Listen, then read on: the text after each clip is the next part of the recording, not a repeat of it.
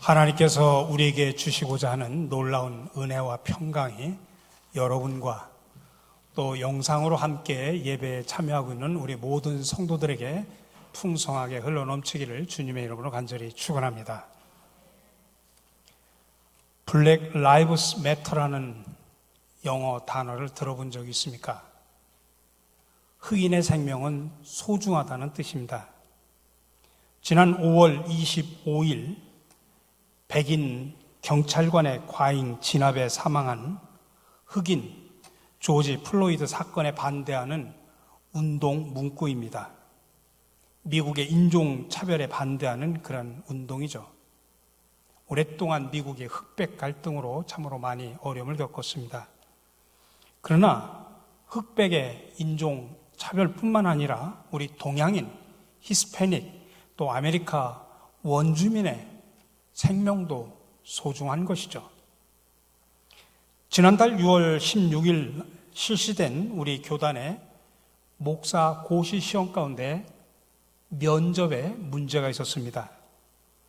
면접관이 어느 여성에게 질문을 합니다. 남편도 목사인데 왜 사모를 안 하고 목사를 하고 싶어 하나요? 남편이 담임 목사가 되면 남편도 교회도 사모 역할을 하라고 할 텐데 그땐 목사직을 포기할 건가요? 이 일로 인해서 우리 교단의 여성 단체들이 이 발언을 비판하는 성명을 냈습니다. 그 성명서에 보면 한국 기독교 장로회는 여성 목사와 여성 장로를 교단 헌법으로 허용함으로 교회 안에 성 차이로 인한 그 어떠한 차별도 존재해서는 안 된다는 것을 공표해왔다. 하지만 많은 노력에도 불구하고 우리 교단 안에 성 불의가 만연하다는 것이 이번 목사고시 면접 과정에서 적나라하게 드러났다. 그리고 교계 안에 성차별 행태가 비일비재하다고 봤습니다. 거기에 보면 여성 목회자들은 교회 안에서 많은 사람들로부터 결혼했는데 왜 아기는 안 갖느냐? 애는 생기는 대로 낳는 게 은혜다. 남편 앞길 막지 마라. 이런 이야기를 수도 없이 들었다고 합니다. 결론적으로 그들은 말합니다. 우리 모두는 예수 그리스도의 사역에 부르심을 받은 동역자다. 유대인이나 헬라인이나 종이나 자유인이나 예수 그리스도 안에서 동등한 것처럼 여성과 남성도 마찬가지다라고 이야기를 했습니다. 여러분, 차이와 차별을 구별하실 수 있습니까? 차이는 사람들마다 생김새나 말투 또는 행동이 다르고 겉으로 드러나는 신체적 차이와 성격, 재능, 종교, 문화, 의견이 다른 것을 인지하고 서로를 구별할 수 있는 특성을 차이라고 말합니다. 차별이라고 하는 것은 합당한 이유 없이 그 차이를 근거로 해서 불이익을 주는 것을 말합니다. 차별의 종류를 보면 다양합니다. 남녀 차별, 장애인 차별, 학력 차별, 외국인 차별, 인종 차별 등등.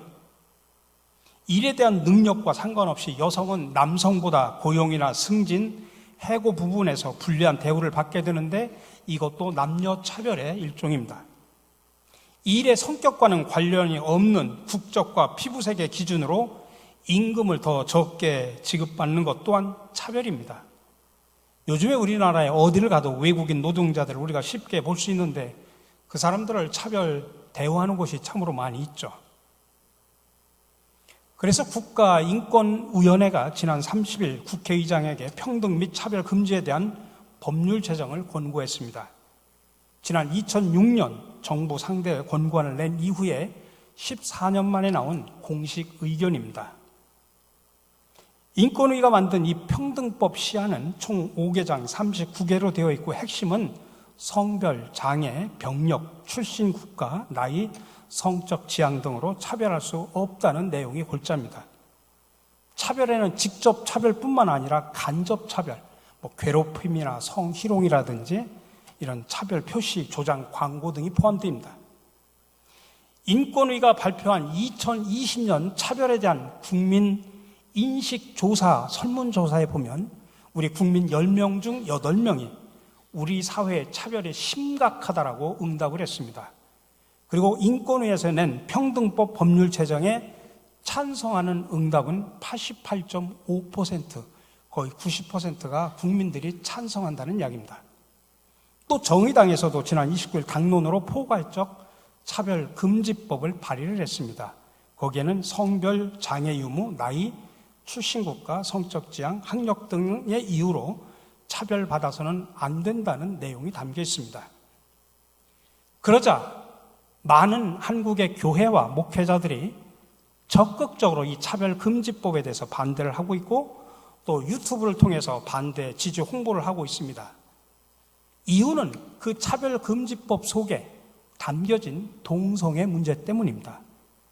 이것을 반대하기 위해서 때로는 가짜 뉴스를 또 유튜브를 통해서 허위 정보를 퍼뜨리기도 합니다. 그런데 거기에 우리 교단에서는 한국 기독교에서 처음으로 찬성한다는 지지 성명을 냈습니다. 이로 인해서 몇몇 교인들이 불편해하는 것을 저도 알고 있습니다. 그러나 그 성명서의 핵심은 동성애를 지지한다라고 하는 말이 아닙니다. 그들의 인권을 보호하자는 이야기입니다. 그러니까 차별금지법을 찬성하는 것과 동성애를 지지하는 것하고는 전혀 별개의 이야기입니다.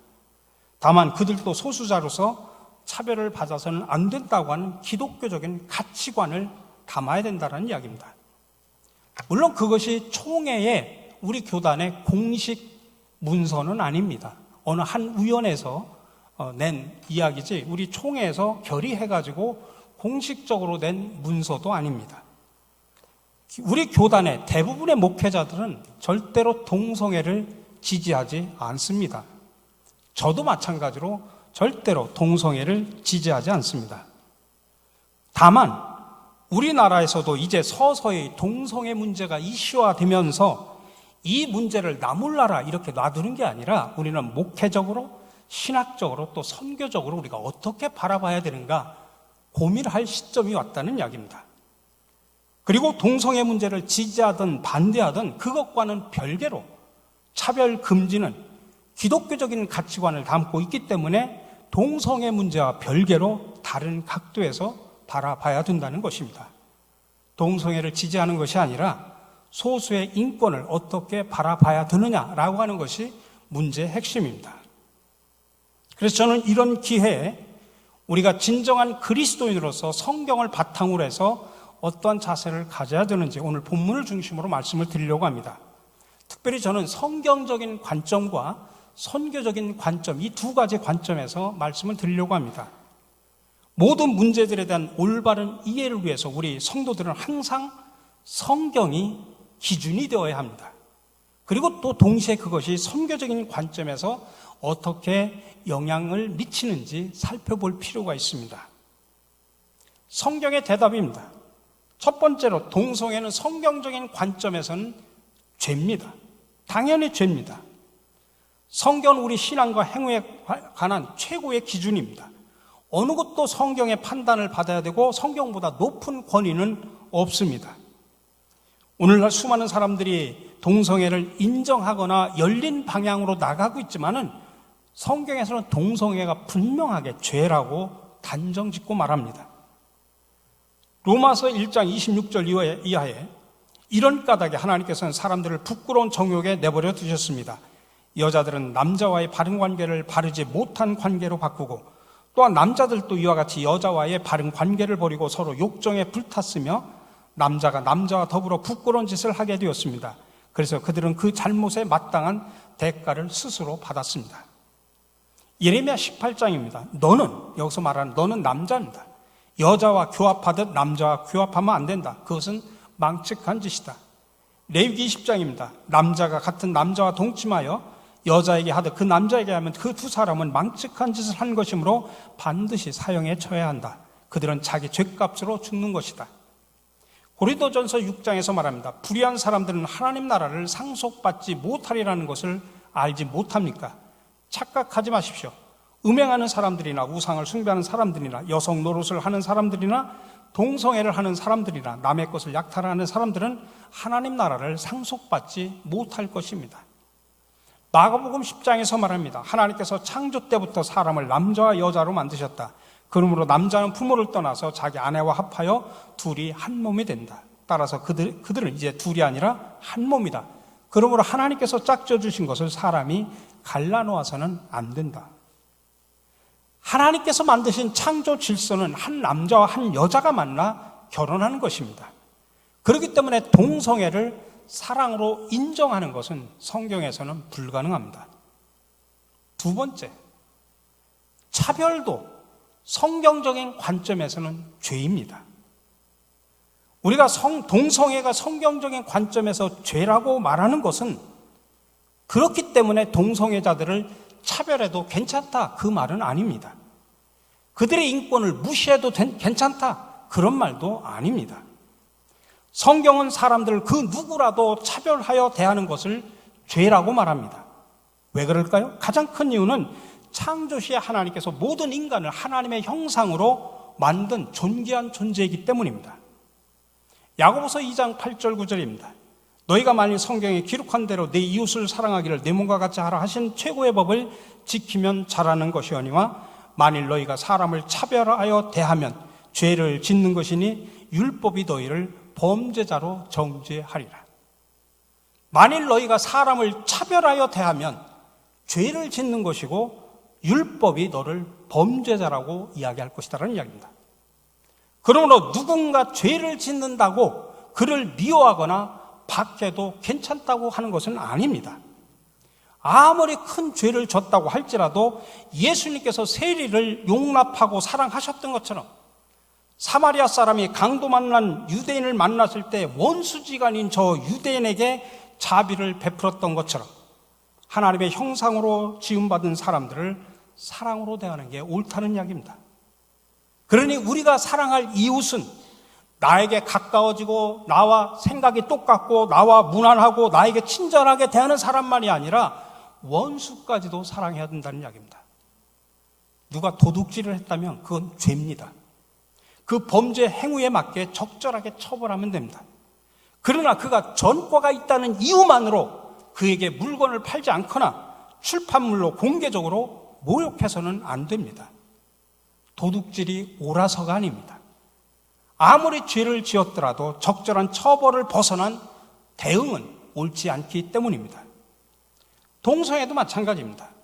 성경적인 관점에서 동성애는 분명한 죄입니다. 하지만 성경적인 시각으로 국가 차원에서 처벌은 불가능합니다.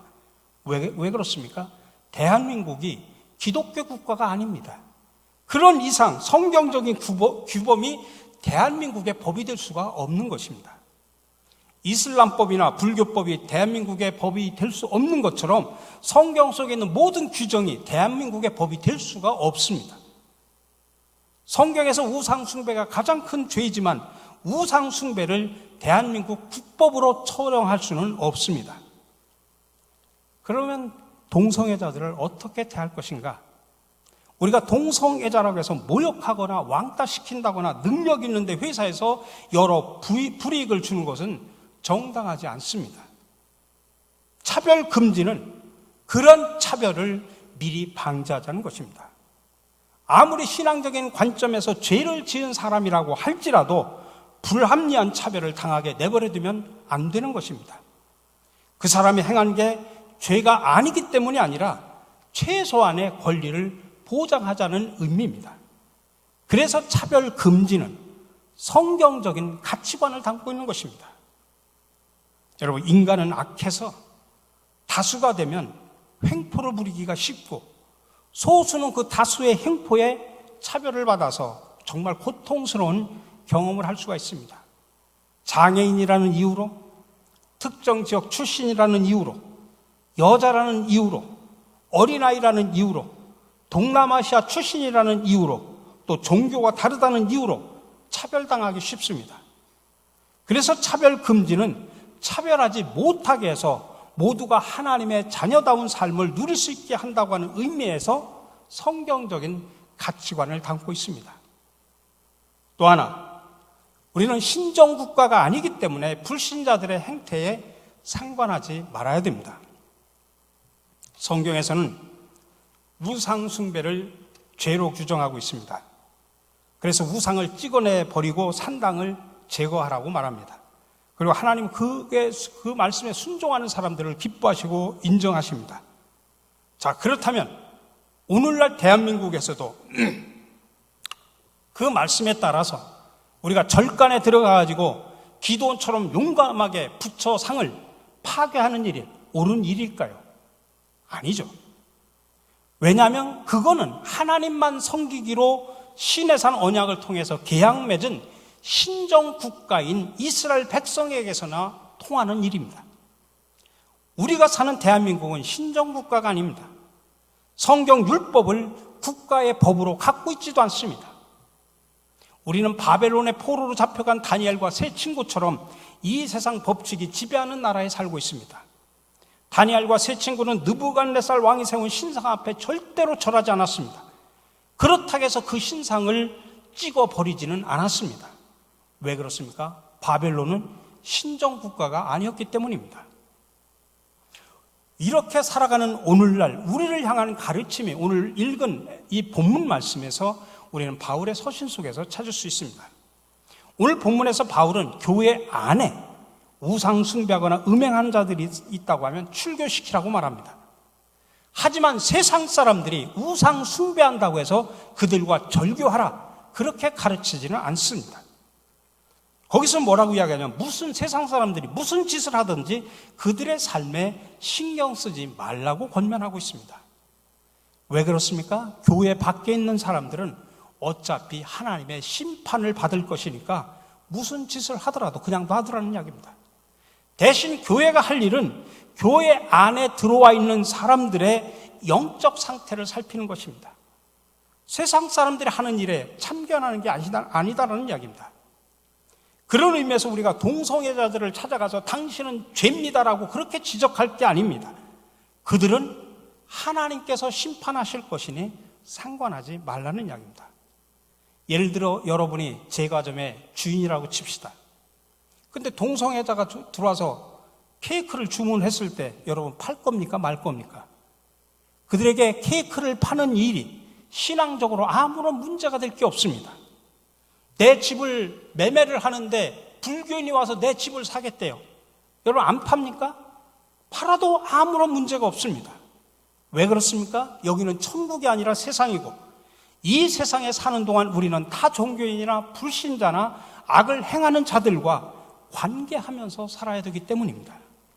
우리는 수도사나 승려들처럼 산속에 들어가서 혼자 고고하게 살아서는 안 됩니다. 우리는 세상 속에 들어가서 그 속에서 소금과 빛의 역할을 해야 되기 때문입니다. 또 하나, 칼을 쓰는 자는 칼로 망한다고 하는 것입니다. 그러니 우리가 싸워야 될 영적 전쟁은 동성애자들과의 전쟁이 아닙니다. 우리는 종종 기독교를 반대하는 세력이나 반기독교적인 성향이 있는 세력을 우리의 영적 대적으로 규정하고 그들을 물리적인 방법으로 물리쳐야 된다고 생각을 합니다. 그래서 우리의 힘을 과시해가지고 입법을 막고 단체로 몰러가서 시위하는 방법으로 그들을 굴복시키려고 합니다. 전화를 돌리거나 문자 폭탄을 돌려서 우리의 힘을 보여주고 온갖 이 세상 세력을 굴복시키는 일을 영적 승리라고 생각하는 경향이 있습니다. 하지만 우리의 대적은 그들이 아닙니다. 오히려 우리의 영적 싸움의 대상은 우리 마음속에 우리를 이기적으로 만들고 탐욕적으로 만들고 음욕을 품게 만들고 교만하게 만들고 시기와 질투에 휩싸이게 만드는 사탄입니다. 사탄은 우리의 신앙의 열정을 교만으로 바꿔서 망하게 만듭니다. 사탄은 우리가 하나님께 드리는 예배를 나의 공로로 바꿔버립니다. 그리고 주님을 향한 헌신을 자랑거리로 바꿔버립니다. 이런 영적 대적과 싸워야 됩니다. 여러분 성경에 보면 제자들도 자신들의 대적이 자신들 안에 있다는 사실을 망각했습니다. 그 대적이 자기들을 핍박하는 원수들이고 힘겨루기를 통해서 그들을 짓밟아버리는 것을 영적 승리라고 속삭이는 사탄의 속임수에 곧잘 넘어갔습니다. 대표적인 사람이 베드로입니다. 그는 칼을 빼서 말고의 길을 잘라버렸습니다. 예수님을 체포하려고 했으니까. 그래서 칼을 써서라도 물리치는 게 영적 전쟁에서 승리하는 것이라고 생각을 했습니다. 그러나 주님은 그런 베드로에게 칼을 도로 칼집에 넣으라고 이야기하시면서 유명한 이야기를 하셨죠. 칼을 쓰는 자는 칼로 망할 것이다.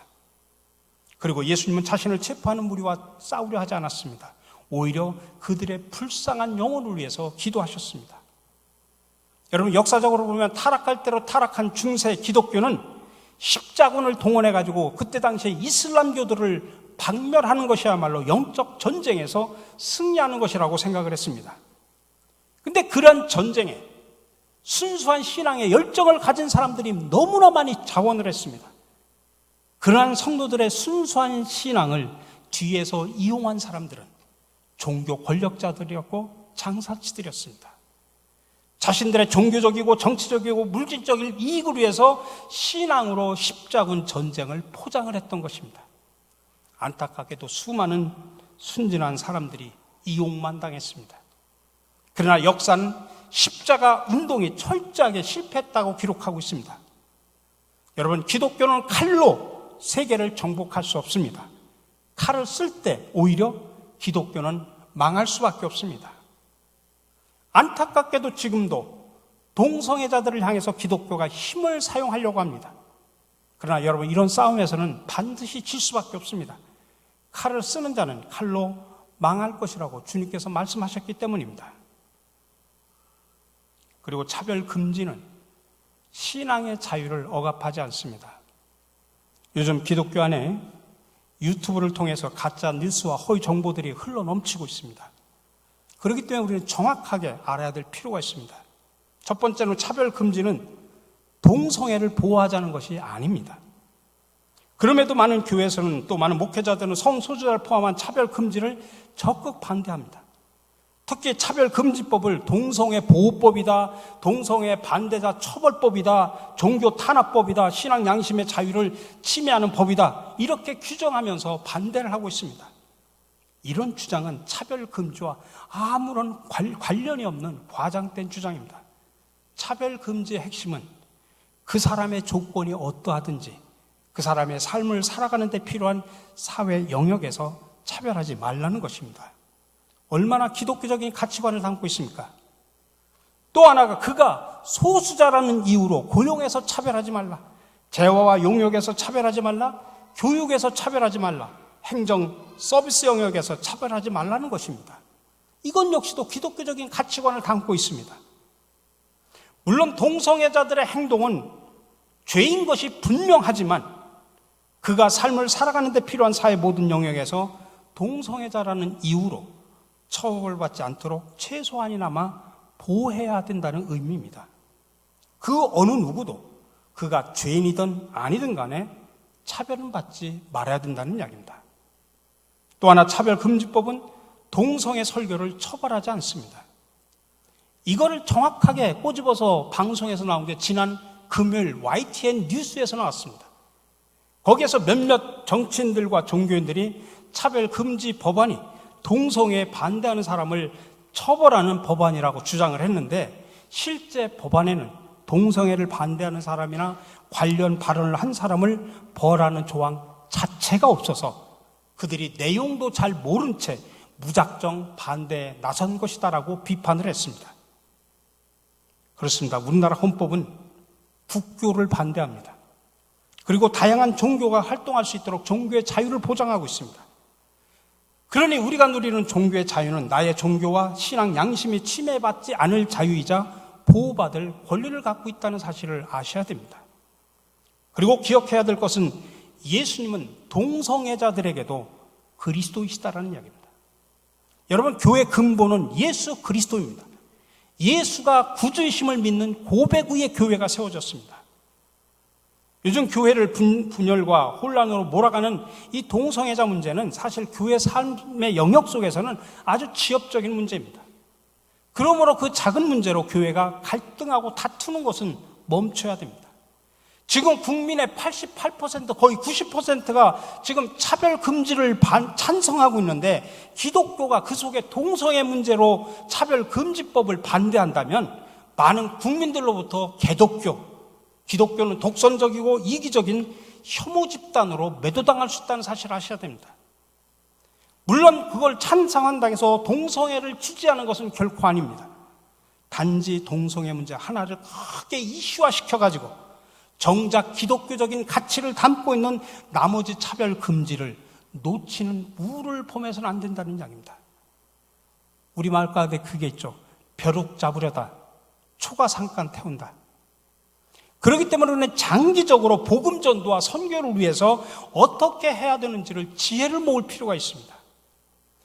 오히려 이러한 때 기독교인들이 차별 금지를 적극적으로 실천해서 교회와 성도들이 아픔을 갖고 있는 이웃을 품어 안고 그들에게 희망을 주는 교회로 거듭나서 세상의 빛과 소금의 역할을 감당해야 됩니다. 또한 우리가 잊지 말아야 될 것은 동성애자들도 역시 만인을 구원하시는 예수 그리스도의 사랑을 힘입어 언젠가 그들도 회개해서 구원받을 하나님의 백성이 될 수 있다는 사실을 아셔야 됩니다. 나만 하나님의 백성이 아니라 그런 사람조차도 언젠가 바르게 깨달아서 회개하고 돌아와서 하나님의 백성, 구원받을 백성이 될 수 있다는 가능성을 열어놔야 된다는 이야기입니다. 뿐만 아니라 그들도 역시 사회에서 차별받지 않도록 국가가 보호해야 될 평범한 시민이고 우리가 존중해야 될 이웃입니다. 교회는 이렇게 소수자들의 그들의 아픔을 품고 사랑하며 살아가라고 하는 그런 사명을 받은 것입니다.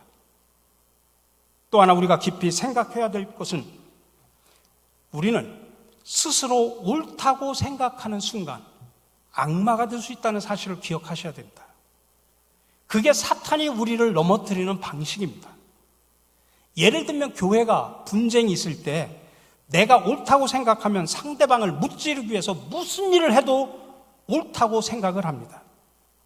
제가 어렸을 때 저희 지역에 감리교회가 하나 있었는데 그 감리교회가 분쟁이 생겼어요.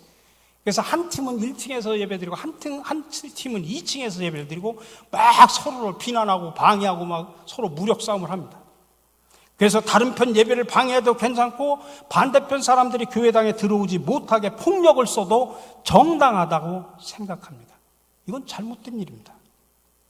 여러분, 동성애가 죄라는 생각이 들면 우리가 종종 동성애를 반대하는 모든 행위가 다 정당할 것이라고 착각을 하고 있습니다.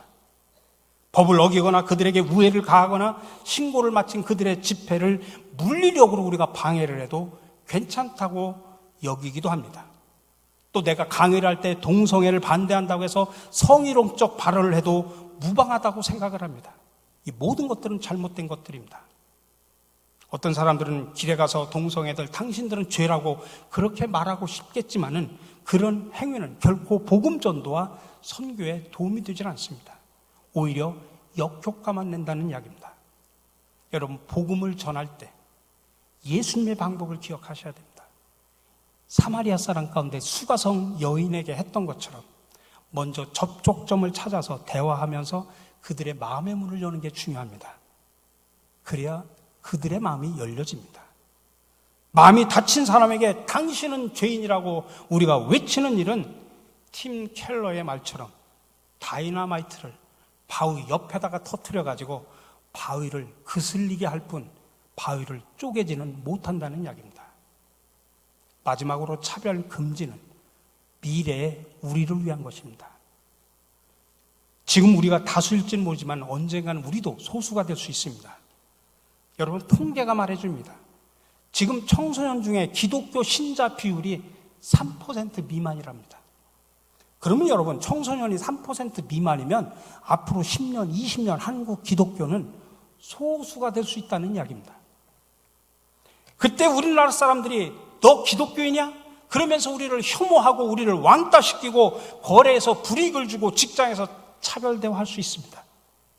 차별 금지법이 없다면 말입니다. 그래서 차별 금지는 다양한 사람이 서로 존중하며 살기 위한 최소의 법입니다. 궁극적으로 우리가 복음을 전하는데도 유리한 법입니다. 옛날 바울 사도는 로마의 법의 보호를 받았습니다. 그가 로마 시민권이었기 때문에. 우리도 차별금지법 때문에 보호받을 날이 올 때가 있다는 이야기입니다. 우리가 소수가 됐을 때 기독교인이라는 이유로 집을 매매하는 것이나 세입자로 들어가는 것 거부당할 수도 있습니다. 우리가 소수가 됐을 때 기독교인이라는 이유로 직장에서 차별을 받아가지고 승진을 거부당할 수 있고 좋은 성적을 거뒀어도 입사에 거부당할 수도 있습니다. 차별금지는 그런 행위 자체를 못하게 하는 좋은 것입니다. 그래서 우리는 동성애가 죄다라고 우리가 단호하게 말을 하면서도 여전히 차별 금지에 대해서 반대해서는 안 된다는 이야기입니다. 오늘 하나님께서 우리에게 주시는 이 말씀을 기억하시고 여러분 실천하셔서 하나님께는 영광을, 또 세상 많은 사람들에게 희망을 주는 멋있는 성도로 살아가시길 바랍니다. 오늘 주신 말씀 다시 한번 기억하시기 바랍니다. 내 형제들아, 영광의 주, 곧 우리 주 예수 그리스도에 대한 믿음을 너희가 가졌으니 사람을 차별하여 대하지 말라.